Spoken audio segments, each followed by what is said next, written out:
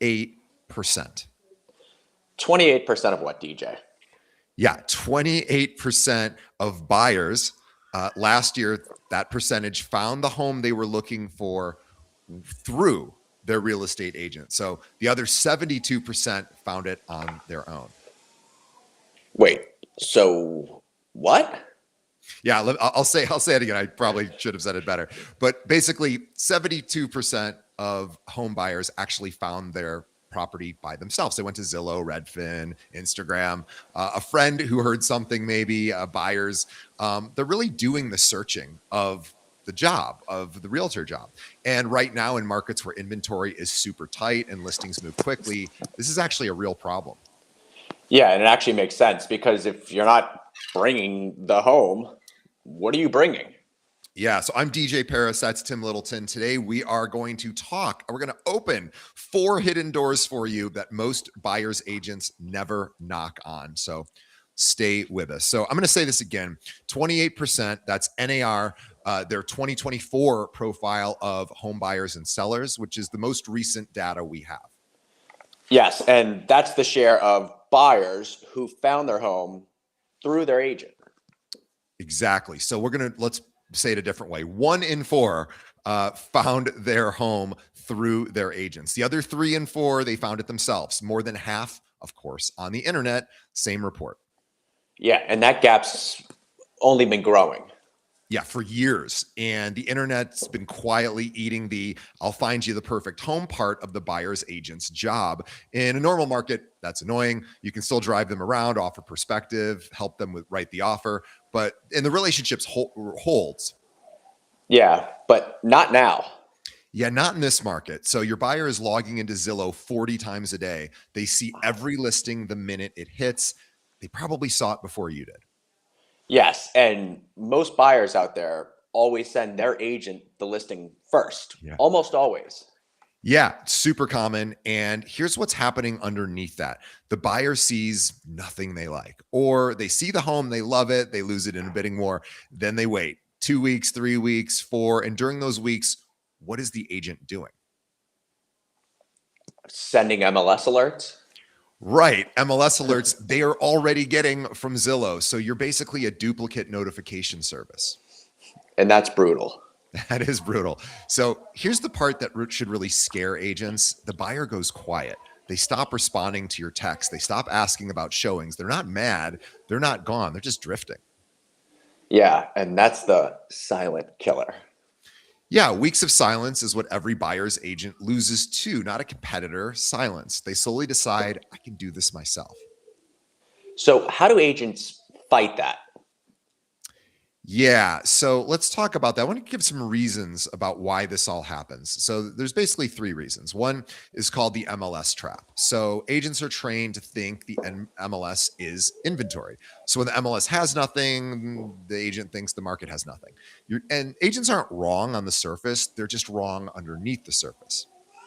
Yes, and there's inventory that isn't on the MLS. Yeah, and there's a lot of it. So the NAR 2024 profile says roughly 6% of all home sales that year, or actually the previous year, 2023, were for sale by owner. No agent, no listing agreement, no MLS. Wow, so 6%. Right, and if we think about that a different way, it's 1 in every 17 homes. So that's not a rounding error. That's real inventory most buyers' agents never touch.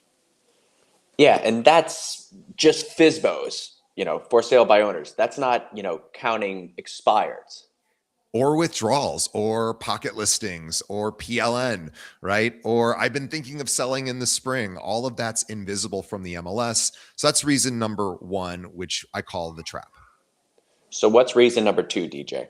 Yeah, I call it the activity gap, whereas the agent just doesn't know what to do next. They've shown their buyer 8 active listings in their range. Nobody, they didn't bite on any of them. So they're like, what do I do now? Most agents, they wait. They check the MLS twice a day and hope that something comes up. Yeah, and waiting feels like working. It isn't. Yeah, you're right. It isn't working. It isn't working, and it isn't actually something you should call work. So pardon the pun there. But basically, the agent doesn't know what to do. The whole buyer's agent's business the model is built around showings, right? And if there's nothing to show, the job kind of feels broken. So agents psychologically check out. They're like, what can I do? The market's bad. And they pull back. Yeah, they stop hunting. Yeah, they stop hunting. They start waiting. And while they're waiting, the buyer is drifting. So before we get into the fix, I want everyone watching to do something right now, if you can. Pull up your buyer list right now, open your contacts or your CRM, whatever you use. Yeah, please do that because we can wait. But I want you just to pick one buyer that you're currently working with, someone who you genuinely want to help, someone who's been looking for a while. Maybe they haven't found, the inventory's tight. Hold that name in your head, hold their target neighborhood in your head, or the zip code or suburb or city, wherever they want to live. All right, I got mine. Okay, good. So let's hold that name, hold that geographic area. We're going to do something with both before we sign off. Just hold it in your mind. So here's the framework. So we call it the 4 doors system, 4 sources of inventory most buyers agents never knock on. Together, they create a parallel market alongside the MLS. So what's door number 1, DJ? Yeah, it's expireds and withdrawals. So homes that were on the MLS in the last 6 months didn't sell, came off. The owner directly wanted to sell, but they got tired of their agent, or the price was wrong, or life happened, or something else. But these are warm prospects. Yeah. So how does the buyer agents use that? Well, the first thing you do is you pull a list from the MLS, filter by your buyer's neighborhood and price range. You'll see dozens of homes depending on the market. Now you start calling or door knock. The script is really simple. Hi, I noticed your home at 432 Oak Street came off the market last month. I'm not calling to list your home. I'm actively working with a buyer who loves your neighborhood, is looking for exactly your type of property. And if you've ever thought about selling again, I'd love to show them your property. And that's it? Yeah, that's it. Now, most sellers or possible sellers, they're not going to answer the phone. Or if they do, they'll tell you they're not selling. The ones who do answer, now you've got a conversation, and a few of those turn into showings. So that name you've been holding, it's almost time. Just stay with us. Yeah. So door number 2 is FSBOs, for sale by owners. So they're already advertising. They're on Zillow, Facebook Marketplace, maybe a sign in the yard. They're trying to save the listing side commission. Great. You're not asking them to pay you. You're asking them to let your buyer in. So most for sale by owners will work with a buyer's agent if you bring them the buyer. Yeah, they're not going to work with a seller's agent. Well, a lot of them do actually end up working with a listing agent. Much harder sell because they want to try it themselves. But that is correct, Tim. Most will work with the buyer's agent. The script's even more simple. Hey, I'm a buyer's agent. I have a buyer interested in your home. Can we set up a time to come see it? My buyer covers my commission, not you. And that last line, my buyer covers the commission, not you. That last line clears up any objection right there. Wow. So what's door number 3, DJ? So this one's called the letter. A letter. Yeah, a letter. So to 10 owners in your buyer's target neighborhood, not a postcard, not a mailer, a letter, handwritten if you can do it. So what do we say on that? Yeah. Hey, hi, I'm a real estate agent. I'm not asking you to sell. I'm working with a family who wants to be on your street specifically. If you've ever considered moving, would you be open to a no pressure conversation? Okay, so hold on, DJ, because I think a lot of us have sent out these letters before. Yeah. I think, we've heard of agents sending out 40 of them in a year. Got 2 calls back, both polite. No, not right now. And it ends up feeling like a waste of time. And that is the right pushback. I'm so glad you said that, because here's what makes this one different. So 40 letters to nobody in particular really gets nothing. 10 letters to specific owners in a specific neighborhood for a specific buyer with a specific story, right? Like they get a different result. So the letter isn't marketing. It's a personal story. Hey, the Garcias have 2 kids. They want to be on Oak Street because their cousin lives at 412. That letter gets opened. That letter gets answered. So the specificity, being very specific, changes everything. Exactly. And here's door 4. We call this the agent network. So you text 5 local agents who work your buyer's neighborhood. The text says, hey, working with a serious buyer, 3 bedrooms, Lincoln Park, 800 to 950 K, anything coming on soon or any expireds you remember, cash strong, can close in 3 weeks. 5 texts, 5 seconds each, done. And you do that every Monday. Every Monday. Comment time. If you want to do this, or if you have done this and it's working for you, drop the number 4 FOUR or the number 4 in the comments. If you're going to open at least one of those doors this week, we want to see it. Now, I want to share with you too that if you are a luxury listing agent, you already know that you have to go find buyers. So if you list a $7 million property in your geographic area, I'm assuming that's going to be one of the more expensive listings, maybe the most expensive listing, depending on where you're practicing. Now, putting that on the MLS and syndicating it to Zillow, it's all well and good, and people take a look because it's interesting. How many people have that kind of cash? Very few. So that's sort of the trap of being a listing agent, is you actually have to go find the buyer. So we're kind of doing the reverse. Here, we're saying we already have the buyer. Now we got to go find the listing. But this is where you can show so much value. So those are those 4 different strategies. We'll come back to them in a moment. So Tim, what's the big objection to this? So, DJ, my buyers don't have any time for this. They want to see houses now. They don't want, to wait 6 weeks for some letter campaign to maybe be producing something. Right. Yeah, that is the objection. So here's the answer to that. The 4 doors system runs in parallel with everything else. You're still showing MLS. You're still writing offers. The doors are what you do while you wait. So Tuesday morning, 15 minutes, you text the agent network. Wednesday, you mail 10 letters. Thursday, you call 5 expireds. That's about 90 minutes a week. Yeah. And this builds inventory in the background.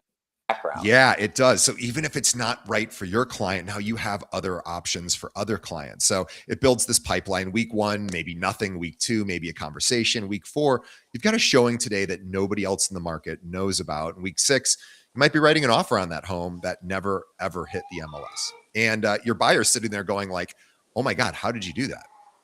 Yeah. And that's the moment.